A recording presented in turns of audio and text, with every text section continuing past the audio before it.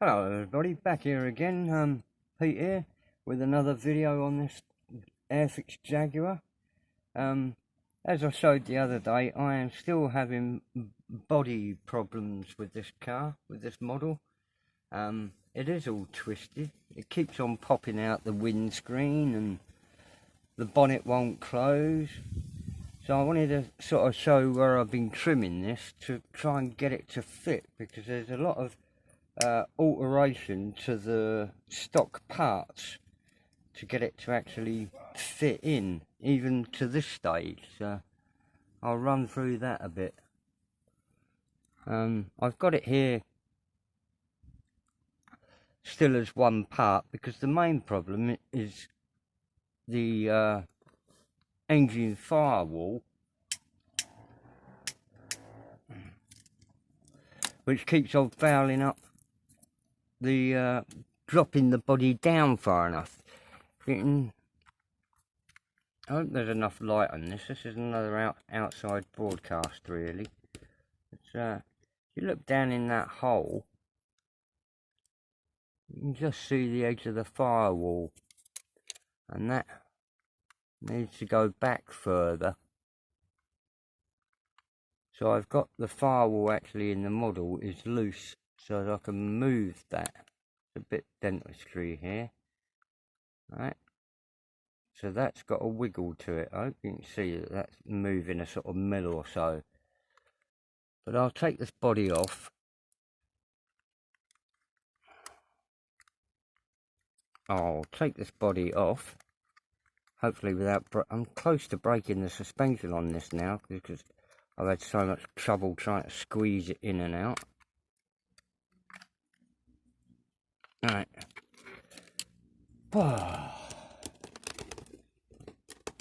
So we've got our car there. As you can see from these shaded areas, these are all the areas that I've ground out, and look at the depth. I'll just take the bonnet back out. Come on, if I can just take the bonnet back out. Come on, you bugger.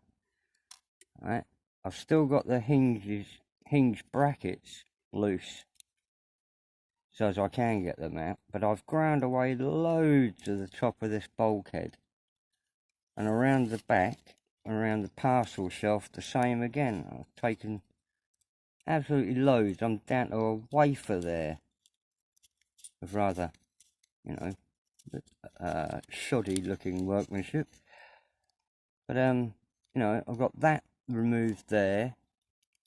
That engine bulkhead is a loose tooth in there.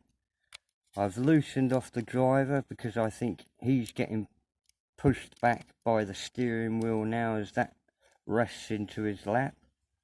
And the whole lot is getting a lot of alignment problems, especially aligning it to the camera image. So I need that to go back a little bit more, as I was trying to show in the first picture. But I'm doing it all on sort of twitch at the moment, rather than rip it all apart again, which I'm close to. Like I say, I've been grinding that in and out. I've got, oh, I think I've just lost the wheel. Free on the axle, I don't, oh, there's a release. God, I thought that had broke. Just freed off a little bit. Right, so all four wheels are sat squarely on the ground with no rocking.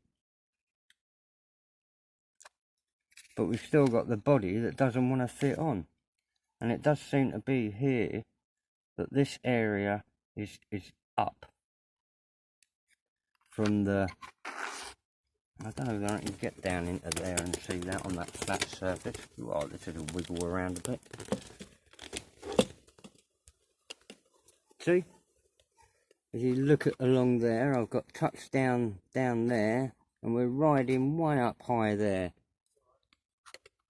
So it's a major twist on this front corner of the body, and that every time I go to feed that in is squeezing too tight on the sort of bulkhead area, and it's been popping the windscreens out and, you know, really getting on my doodad.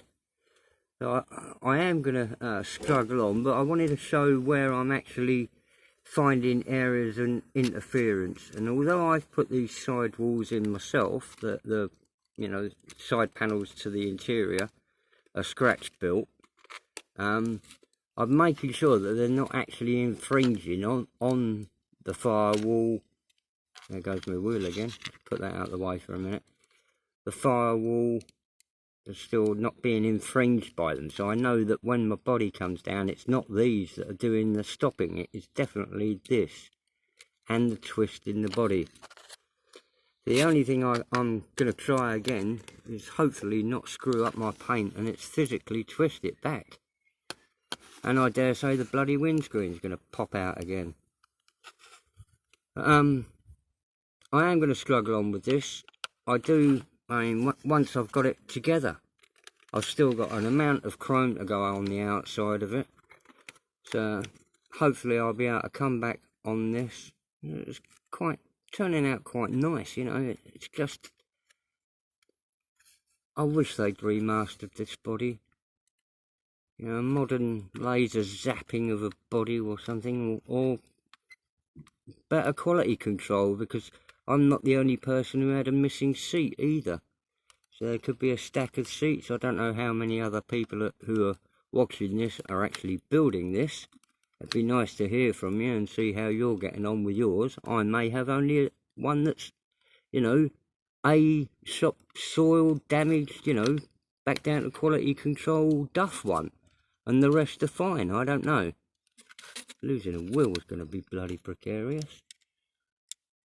Like you see from there, I've added every detail I can think of. I can't really think of any more.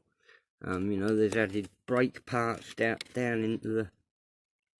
in there, brake mechanism and clutch leverage and stuff like that, battery leads, all the plumbing and altered inlet manifold to actually get the clearance correct, because the inlet manifold pushes your carburetors too far at the firewall. So I had to saw all that down, and then add all my coil details, bore out the air filter intake, you know, and everything else that went into this, seat belts, etc. All the standard basic stuff. And like scratch build these side panels, because there is no side interior in this model as it comes from airfix. So I'm still having struggles with this, and Mr. Spencer is having to be freed up to allow a bit more movement. You see the steering wheel is now hitting into him, but hopefully with that just giving a little bit more leeway, I should be able to get that in. But it's this bit here. I've got to pin that back, I think, then glue it. I might trim off that little bit there and give myself another little notch of 1/2 mil. But I mean, we are talking 1/2 mil, a 64th of an inch, something like that. Problem with it now. I'm going to wrap this up here. I will come back to this with another update, and hopefully have this in one lump, and it will just be the external chromes. I have added mirror and sun visor in there because there's no interior mirror in this car, so that's bare metal foil that side and silver paint to give it a sort of alloy effect on the back side, made from a piece of funnily shaped, it's heating sprue again, stretching sprue into a little S shape, and then forming a piece of card to actually make the mirror. And the sun visor's the same way, just bits of cut shaped plastic card. Anyway, that is it for the moment. Hope you're all well and enjoying the sunshine. I mean, for Michael Cook, this is what England looks like when it isn't raining. And I'll leave you all there. So it's goodbye from jolly old England. Bye.